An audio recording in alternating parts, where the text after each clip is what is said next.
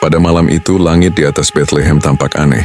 Awan tak bergerak, udara dingin menusuk hingga ke tulang dan angin enggan berembus. Di sebuah rumah sederhana yang berdinding batu tua, seorang wanita muda bernama Maria terbaring menahan sakit. Tangan suaminya Yusuf menggenggam erat jemarinya yang dingin dan gemetar. Di sudut ruangan, seorang bidan tua berselimut kain lusuh terus-menerus membaca doa.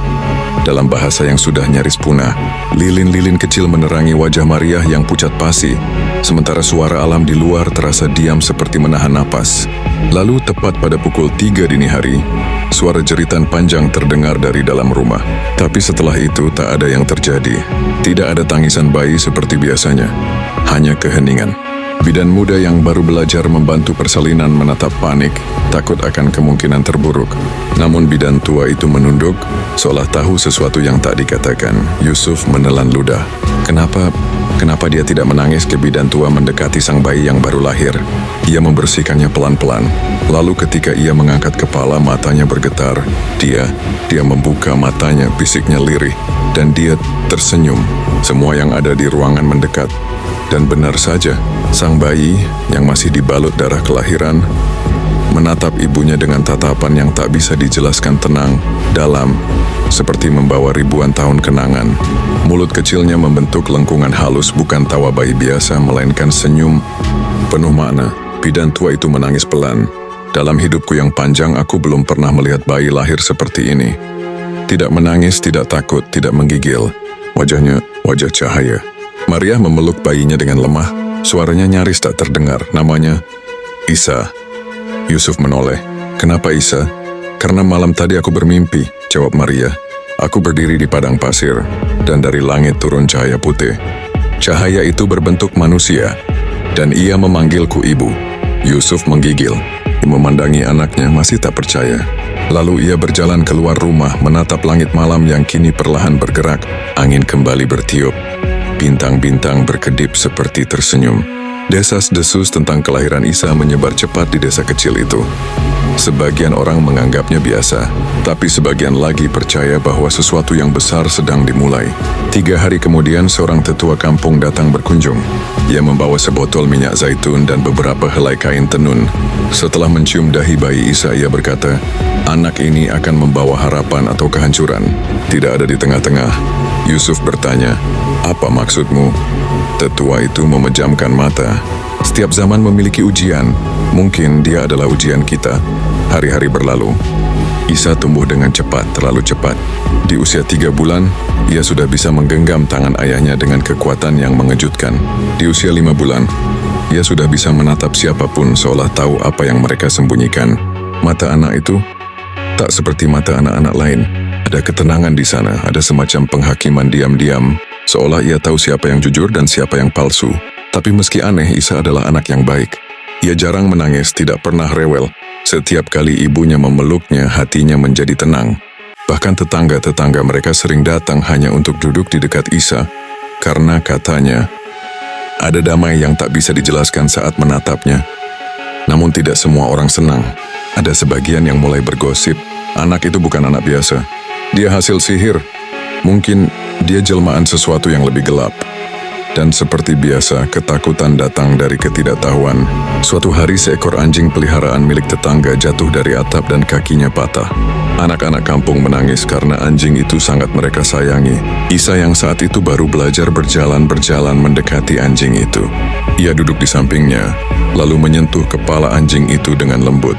Tak lama kemudian anjing itu berdiri dan berjalan seperti biasa. Anak-anak bersorak, tapi orang dewasa mulai resah. Malam itu Yusuf berbicara dengan Maria di dapur. "Aku takut, Maria. Apa yang sebenarnya terjadi pada anak kita?" Maria menatap keluar jendela, ke langit malam yang kembali berubah. Mungkin dia bukan hanya anak kita, mungkin dia adalah milik dunia.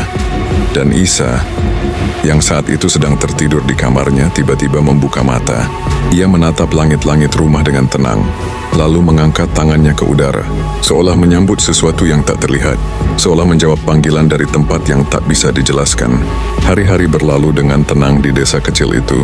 Isa tumbuh menjadi anak yang pendiam, tetapi tutur katanya selalu membawa ketenangan. Sejak masih sangat kecil, ia menyukai langit.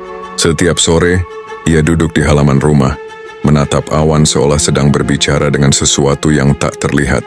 Warga desa sering memperhatikannya dari kejauhan, tak berani mengganggunya. Ada perasaan segan atau mungkin hormat yang tak bisa dijelaskan. Suatu pagi yang cerah, Isa yang kini berusia hampir 4 tahun bermain bersama anak-anak lain di lapangan tanah merah di belakang masjid tua. Mereka bermain mengejar bayangan dan saling melempar senyum ceria. Tidak ada yang istimewa hari itu. Angin berembus lembut dan langit tak berawan. Tiba-tiba, terdengar suara keras dari atas pohon zaitun tua. Seekor burung dara jatuh dengan cepat, menghantam tanah dan mengepakkan sayapnya dengan lemah. Sayap kirinya terlihat patah. Anak-anak terkejut. Beberapa berlari mendekat, sementara yang lain hanya mampu menatap dengan mata khawatir. Seorang anak laki-laki lebih tua dari Isa menangis pelan. "Itu burungku," katanya dengan suara bergetar. "Aku memberinya makan setiap pagi." Burung itu tergeletak, matanya mulai tertutup. Nafasnya pendek, seolah tak lama lagi akan meninggalkan dunia. Isa melangkah maju perlahan, wajahnya tenang. Ia berjongkok di samping burung itu, lalu menatapnya lama, sangat lama. Tak satu pun anak berani bersuara. Mereka hanya menonton seperti menyaksikan sesuatu yang sakral. Kemudian Isa mengulurkan tangan kecilnya, menyentuh dada burung itu dengan lembut. Ia menunduk seolah berdoa dalam diam. Tak ada suara, tak ada mantra, hanya keheningan yang dalam. Bahkan angin pun seperti berhenti berembus. Dalam beberapa detik, burung itu membuka matanya kembali. Ia mengepak pelan lalu berdiri dengan kaku, mencoba menyeimbangkan diri. Anak-anak menahan napas. Burung itu mengepakkan kedua sayapnya, lalu terbang rendah terhuyung di awalnya. Tetapi makin lama makin mantap hingga akhirnya menghilang di balik pohon. Terdengar sorak-sorai. Anak-anak melompat kegirangan, beberapa bertepuk tangan, yang lain memeluk Isa. Tapi Isa hanya tersenyum kecil. Kemudian kembali duduk di tempatnya semula, menatap langit seperti biasa. Wajahnya bersinar oleh cahaya matahari pagi, dan matanya penuh kedamaian. Namun kegembiraan itu tak berlangsung lama. Sore harinya, kabar tentang burung yang disembuhkan Isa menyebar ke seluruh desa.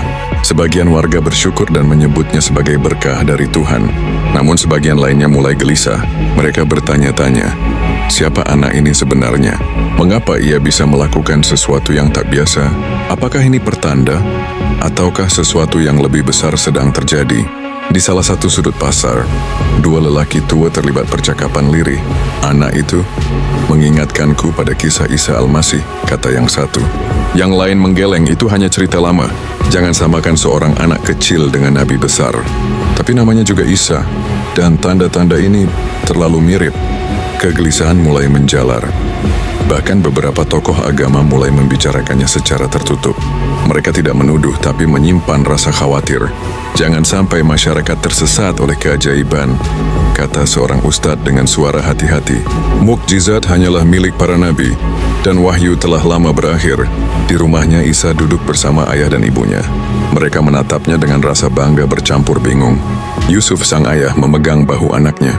"Isa, dari mana kau belajar hal itu tadi pagi?" Isa menatap ayahnya. Matanya bersinar lembut. "Aku hanya merasa bahwa makhluk itu belum waktunya pergi.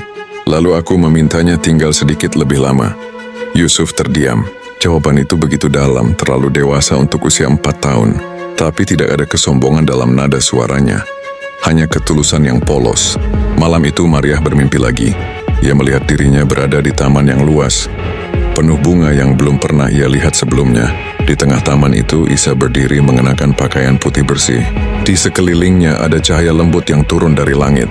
Lalu suara lembut menyapa, "Jaga anak itu, sebab ia membawa amanah yang tidak dimiliki siapapun di bumi ini." Ketika Maria terbangun, matanya basah. Ia menatap ke sisi ranjang dan melihat Isa sudah duduk menatapnya dalam gelap. "Ibu bermimpi, ya?" tanya Isa. Maria mengangguk perlahan. "Kau tahu?" Isa mengangguk. "Aku juga mendengar suara itu." Esok harinya Maryah dan Yusuf memutuskan untuk menjaga Isa lebih dekat. Mereka tidak melarangnya bermain, tetapi memastikan tidak ada orang asing yang datang sembarangan ke rumah. Namun tetap saja, kabar tentang Isa semakin luas terdengar. Beberapa orang mulai berdatangan bukan untuk menyakiti, tapi untuk sekadar melihat wajahnya, berharap mendapatkan ketenangan hanya dari menatapnya. Isa tidak pernah menolak siapapun. Ia selalu menyambut tamu dengan senyum, duduk di samping mereka dan mendengarkan cerita-cerita mereka dengan penuh perhatian. Entah bagaimana, setelah berbicara dengannya, banyak orang merasa ringan seolah beban hidup mereka menjadi lebih mudah. Namun dalam hati Yusuf tahu bahwa kedamaian ini tidak akan berlangsung lama. Orang yang membawa cahaya, katanya pada Maria suatu malam, selalu menjadi sasaran gelap, dan aku takut waktu itu akan datang pada Isa. Dan Isa di kamarnya duduk menulis sesuatu dengan kapur kecil di dinding. Tulisannya sederhana, "Aku datang bukan untuk ditinggikan, tapi untuk mengingatkan.